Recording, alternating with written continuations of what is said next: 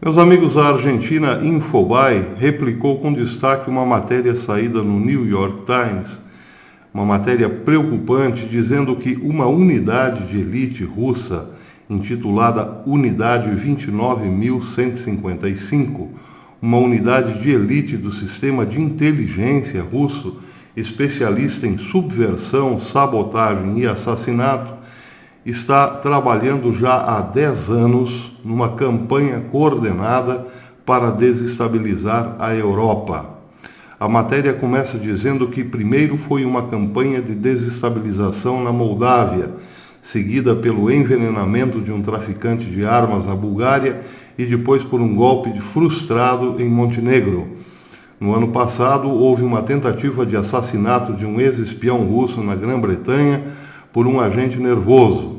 Embora as operações levassem as impressões digitais dos serviços de inteligência russos, autoridades viram inicialmente como ataques isolados e desconectados. O grupo, no entanto, esse grupo conhecido como Unidade 29.155, opera há pelo menos uma década. Autoridades ocidentais, no entanto, o descobriram somente agora, recentemente. Autoridades de inteligência de 4 países dizem que não está claro com que frequência a unidade é mobilizada e alertam que é impossível saber quando e onde seus agentes atacarão. O objetivo da unidade 29.155, que não foi relatado anteriormente, ressalta até que ponto o presidente russo Vladimir Putin está combatendo ativamente o Ocidente com sua guerra híbrida, uma mistura de propaganda, ataques de pirataria e desinformação, como também confronto militar aberto.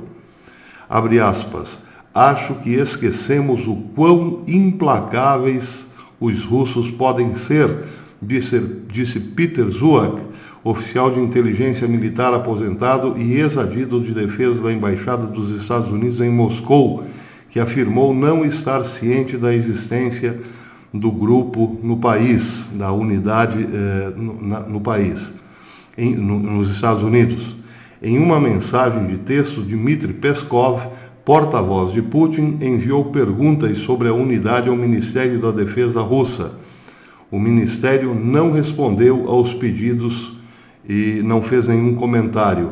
Ou seja, trata-se de um grupo secreto mesmo, somente conhecido por Vladimir Putin e outros agentes como Putin, porque é preciso lembrar que o próprio Vladimir Putin fez parte da KGB, ou seja, continua sendo um agente da antiga KGB e trabalha aos moldes da antiga KGB, infiltrando seus agentes no Ocidente para criar divisões. Aí, como diz a matéria, na guerra híbrida, criar informações falsas, fake news, desestabilizar governos, enfim, são agentes infiltrados, trabalham como células infiltradas em várias esferas da mídia, do poder e também até mesmo da saúde de alguns países. É a velha história, o velho lema da KGB, da antiga União Soviética, dividir para conquistar. Bem, a matéria é bastante longa, mas vale a pena ser lida. Muita gente pode dizer, mas isso aí é do New York Times, não dá para dar crédito. Calma lá, nada nos Estados Unidos, exceto a CNN, é tão ruim quanto a Rede Globo. Aqui, realmente, a nossa mídia é um puro lixo.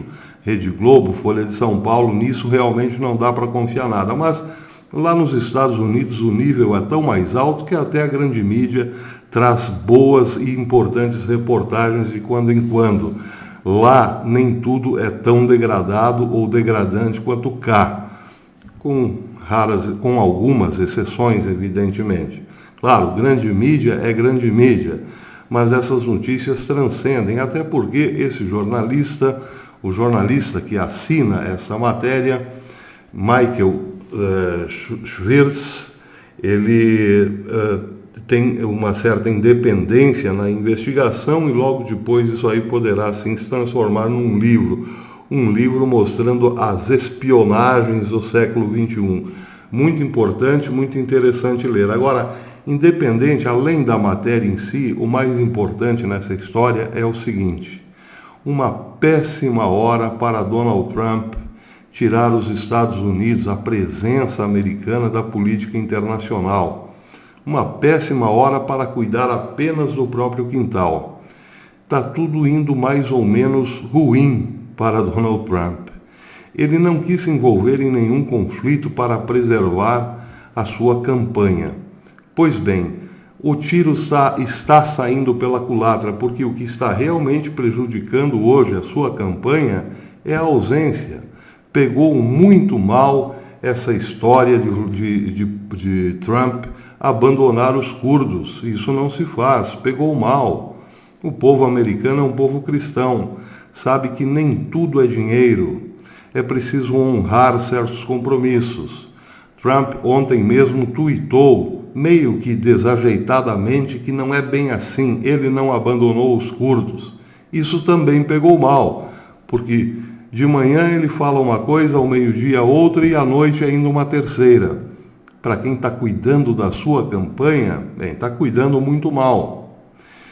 E outro detalhe, não tem, como nós havíamos previsto, ou melhor, dito em vídeos anteriores, Donald Trump não tem um gabinete específico, um QG para lutar contra a crise interna.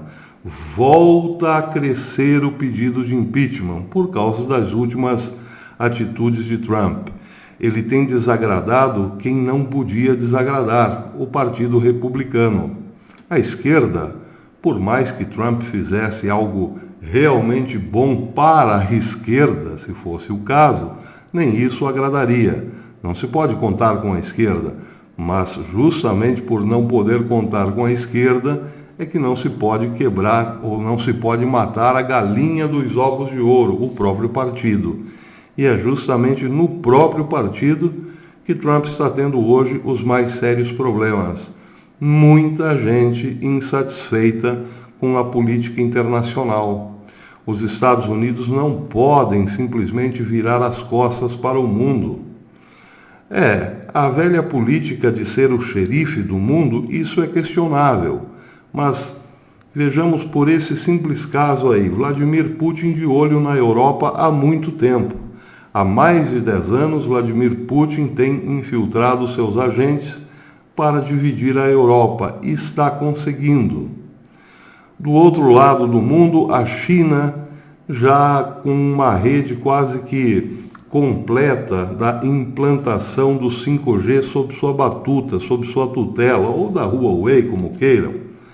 Vejam o caso dos políticos brasileiros que fizeram uma viagem à China com tudo pago para depois aqui tentarem implantar, fazerem as vontades do governo chinês. Isso tem acontecido e acontecerá em quase todo mundo. Se os Estados Unidos saírem de cena, bem, aí é aquela história, se você tira o predador, o bioma desequilibra. É sempre bom ter um xerife nessa história, ainda que os Estados Unidos não sejam essa maravilha toda, mas pelo menos dá um equilíbrio de forças. Com a ausência dos Estados Unidos, Putin pode sim, amanhã depois, tomar a Europa. Vejam o caso da Itália. A Itália está insatisfeitíssima com a presença, ou melhor, com a política do pajé Bergoglio no Vaticano. Muita gente já falando abertamente que seria muito bom que Putin, com sua austeridade, Putin como um modelo de gestão, de austeridade, seria muito bom hoje que invadisse a Europa para acabar com a baderna. Pois é, eles criaram o problema para vender a solução. Tem muita gente que acredita que Putin é sim um modelo de austeridade, de conservadorismo e tudo mais. E é o próprio Putin que está injetando agentes na Europa para desestabilizá-la, sem contar, claro, todo o projeto globalista para isso. Mais ou menos, trabalham mais ou menos em coordenação. O fato é que Putin tem sim interesses megalômanos. O Império Eurasiano tem como fundamento hoje, o objetivo principal, dominar a Europa. A Alemanha, Putin já tem na mão. Daqui a pouco, um ou outro país a mais e está feita a brincadeira. O problema de Putin, por enquanto, chama-se Polônia. Mas vejam que interessante, a própria OTAN já não significa, não representa muito obstáculo para Putin. A OTAN é basicamente um retrato do que acontece na Europa, desorganizada e dividida. E o poderio militar russo, hoje, é bem possível que já seja maior do que da OTAN. E aí, onde vai os Estados Unidos? Cuidar apenas do seu quintal? Isso pode sair muito caro, não só para os Estados Unidos, mas para todos nós. Até depois.